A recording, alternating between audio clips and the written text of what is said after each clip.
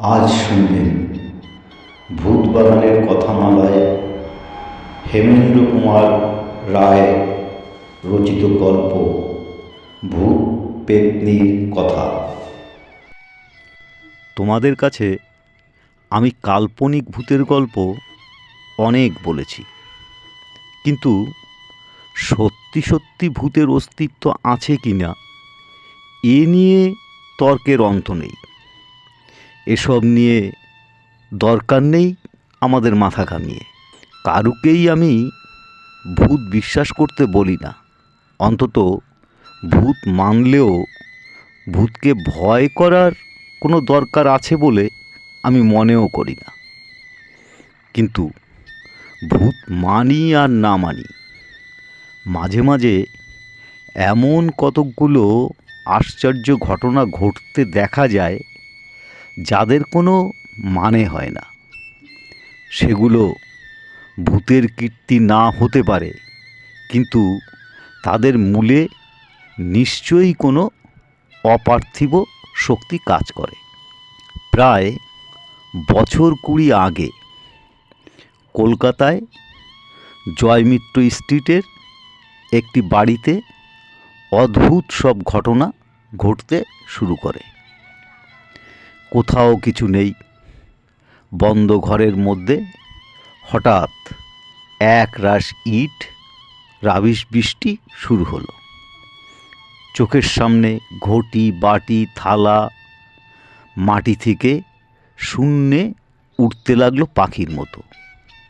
তারপর ঝনঝন করে আবার মাটির উপরে পড়ে সব ভেঙে চুরে গেল। থানায় খবর দেয়া হলো। পুলিশ বাহিনী এসে বাড়ি ঘেরাও করে সতর্ক পাহারা দিতে লাগলো। কিন্তু ওই সব উপদ্রব বন্ধ হলো না। অথচ তার কিছুকাল পরে পুলিশ যখন হতাশ হয়ে হাল ছেড়ে সরে পড়েছে, তখন সমস্ত উৎপাত আপনা আপনি আবার থেমে গেল। ওই উপদ্রবের কাহিনী সংবাদপত্রেও প্রচারিত হয়েছিল এবং দলে দলে লোক ঘটনাস্থলে গিয়ে সচ্চোখে সমস্ত দর্শন করেছিল। আমাদের নিজেদের ভিতরে দুইবার দুটি বিচিত্র ঘটনা ঘটে।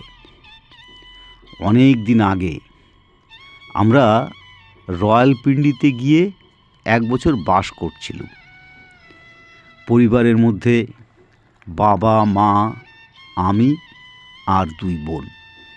পে অফিস লেন নামক রাস্তায় যে বাড়িখানা আমরা ভাড়া নিয়েছিলাম, সেখানা এখনও বর্তমান আছে কি না জানি না, কিন্তু তখন সে বাড়িতে সহজে কেউ থাকতে চাইতো না।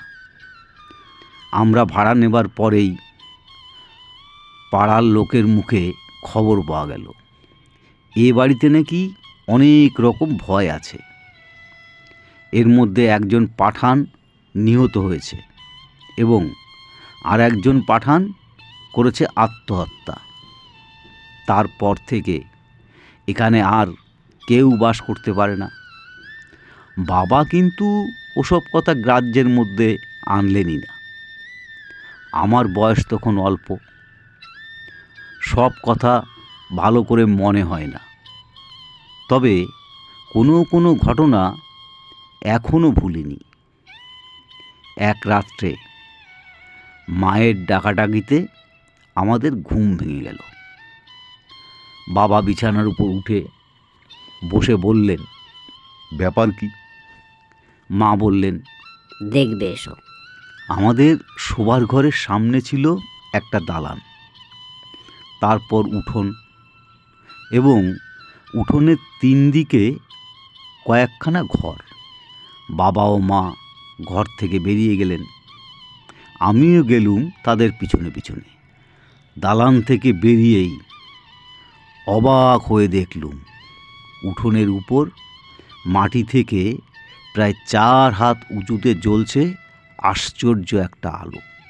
দেখলেই বুঝতে বিলম্ব হয় না যে প্রদীপ বাটি লণ্ঠন বা মশাল থেকে সে আলোর উৎপত্তি নয়, নীলাভ আলো, আকার ক্রিকেট বলের মতো। চাঁদের কিরণে ধবধবে উঠোনের উপরে আলোটা এদিক থেকে ওদিক পর্যন্ত নেচে বেড়াচ্ছে এবং মাঝে মাঝে এক একটা ঘরের দরজার কাছে গিয়ে যেন ঠোকর খেয়েই আবার ফিরে আসছে। মায়ের বাধা না মেনে বাবা উঠোনের দিকে অগ্রসর হলেন। আলোটাও হঠাৎ নিভে গেল। তারপর কয়েক রাত ধরে আর এরকম কাণ্ড। গভীর রাত্রে উঠোনের ধারে ঘরগুলোর দরজায় শিকল বেজে ওঠে ঝনঝন ঝনঝন।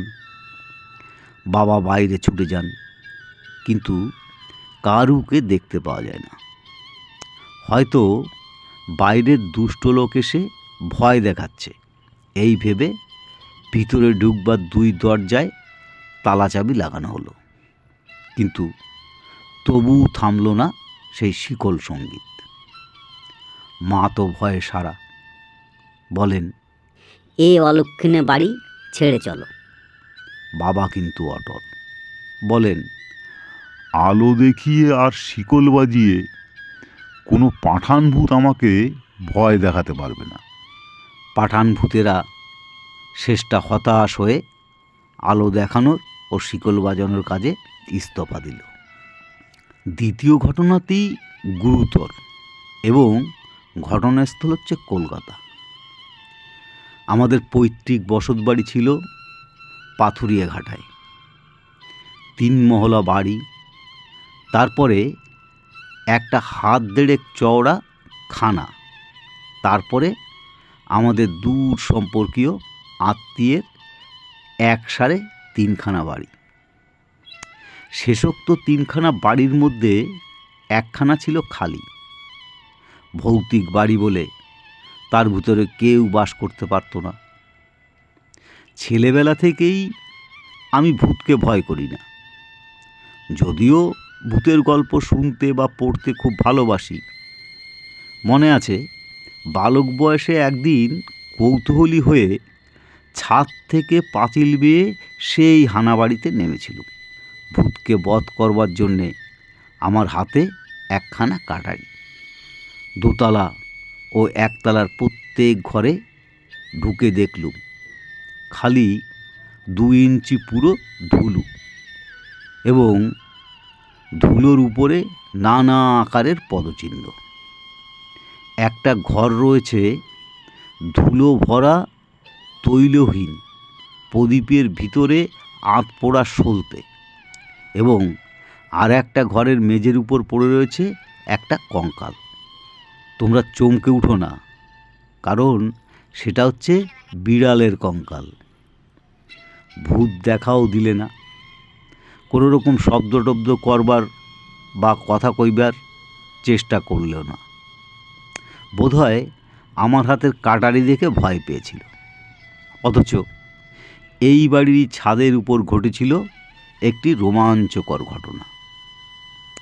তখন আমার বয়স 10 বছরের বেশি নয়। আমার বাবার একটি অভ্যাস ছিল, গ্রীষ্মকালের রাত্রে তিনি খোলা ছাদের উপরে শয়ন করতেন।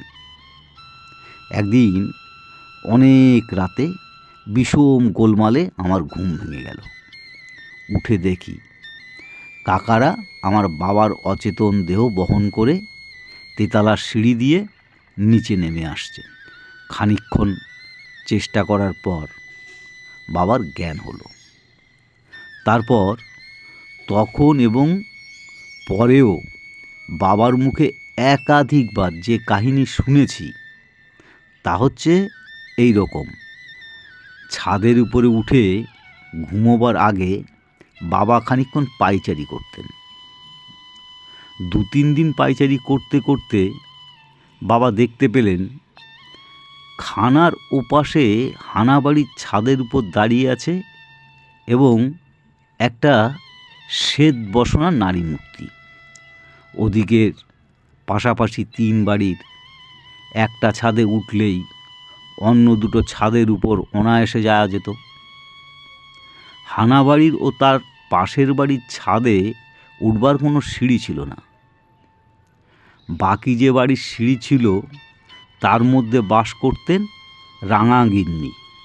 রাঙাগিন্নি নামে এক বিধবা নারী ও তুলসীর মা নামে এক মহিলা।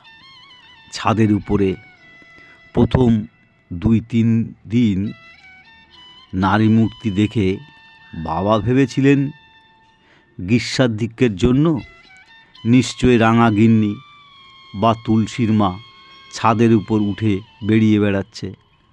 ঘটনার দিন বাবা অনেক রাতে থিয়েটার দেখে বাড়ি ফিরছিলেন। আহারাদি সেরে তিনি যখন ছাদের উপর শয়ন করতে যান তখন প্রায় 3টে। নিঝুম রাতে বৈশাখী জ্যোৎস্নায় চারিদিকে সমুজ্জ্বল। বাবা সেদিনও স্পষ্ট দেখতে পেলেন একটা নারী মূর্তি হানাবাড়ির ছাদ থেকে মাঝের বাড়ির ছাদের উপরে এসে দাঁড়ালো।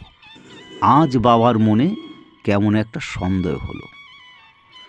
ওই হানাবাড়িকে পাড়ার সকলেই ভয় করে, ও বাড়ি কেউ ভাড়া পর্যন্ত নেয় না।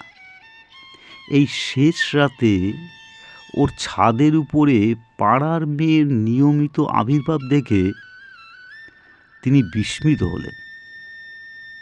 দূর থেকে বাবা চেঁচিয়ে জিজ্ঞাসা করলেন, ওখানে কে তুমি দাঁড়িয়ে আছো? কোনো সাড়া নেই। বাবা এগোতে এগোতে আবার জিজ্ঞাসা করলেন, তুমি রাঙাগিন্নি নাকি তুলসীর মা? মূর্তি উত্তর দিল না। বাবা তখন খানার সামনে এসে দাঁড়িয়েছেন। এতক্ষণে তিনি লক্ষ্য করলেন মূর্তির মুখে ঘোমটা। রাঙাগিন্নি বা তুলসীর মা আবার সামনে ঘোমটা দিতেন না। ওখানে অন্য কোনো মেয়ের আসবার কথাও তো নয়। তবে কে এই নারী? মূর্তি স্থির হয়ে দাঁড়িয়ে আছে। পরিপূর্ণ চাঁদের আলোতেও তার কাপড়ের ভিতর থেকে দেহের কোনো অংশই দেখা যাচ্ছে না। তার ভাবভঙ্গি বৃদ্ধার মতন নয় বটে, কিন্তু সে যুবতী কি প্রৌঢ়া তাও বোঝার কোনো উপায় নেই। বাবা অত্যন্ত কৌতূহলী হয়ে খানা ডিঙিয়ে পাশের বাড়ির ছাদের উপর গিয়ে উঠলেন। তিনি স্থির করলেন নিশ্চয়ই এ কোনো মেয়ে চোর, ধরা পড়ে জড়সড় হয়ে দাঁড়িয়ে আছে। বাবা তার দিকে অগ্রসর হতেই সে পায়ে পায়ে পিছোতে লাগল। বাবা বললেন, দাঁড়াও, শিগগির বলো কে তুমি? কোনো জবাব না দিয়ে মূর্তি পিছোতে লাগল। ক্রমে তার সঙ্গে বাবাও হানাবাড়ির ছাদের উপর গিয়ে পড়লেন। নারী মূর্তি একেবারে ছাদের ধারে গিয়ে দাঁড়ালো। তারপর আর পিছোবার উপায় নেই। আর কোথায় পালাবে? এখন আমার কথার জবাব দাও, কে তুমি? বলে বাবা আরও 2 পা এগিয়ে গেলেন। তারপর যা হলো সেটা একেবারেই কল্পনাতীত। বাবা যখন মূর্তির কাছ থেকে মাত্র 1 হাত তফাতে, তখন পুণ্যচন্দ্রলোকেই সেই অদ্ভুত স্ত্রীলোকটি যেন হাওয়ায় মিলিয়ে গেল। বাবা অত্যন্ত সাহস ছিলেন। তিনি যে ভূতকে ভয় করতেন না একথা আমি জানি, কিন্তু এই অপার্থিব দৃশ্য দেখে গেলেন। এই ঘটনার কিছুকাল পরে আমাদের বসতবাড়ি 4 ভাগে বিভক্ত হয়ে যায় এবং আমাদের অংশে পড়ে বাড়ির পিছন দিকটা। খানার ধারে হানাবাড়ির ঠিক পাশেই তেতালার ঘরে আমি বহু বছর শয়ন করেছিলাম, কিন্তু পেত্নী দর্শনের সৌভাগ্য বা দুর্ভাগ্য কোনো দিন আমার হয়নি। বাবা এর পরেও গ্রীষ্মকালে ছাদে শয়ন করতেন, কিন্তু কোনো ছায়া মূর্তি আর তিনি দেখতে পাননি। হানা বাড়িখানাও পরে সংস্কার করে ভাড়া দেওয়া হয়েছিল। কিন্তু কোনো ভাড়াটিয়া ভূতের ভয় পেয়েছে বলে অভিযোগও করেনি। বাবা ছিলেন অত্যন্ত সত্যবাদী, নির্ভীক, স্বল্পবাক এবং গম্ভীর প্রকৃতির মানুষ। তিনি যে মিথ্যা ভয় পেয়েছিলেন বা কাল্পনিক গল্পকে সত্য বলে চালিয়েছেন, এমন অসম্ভব কথা আমি স্বপ্নেও বিশ্বাস করতে পারি না।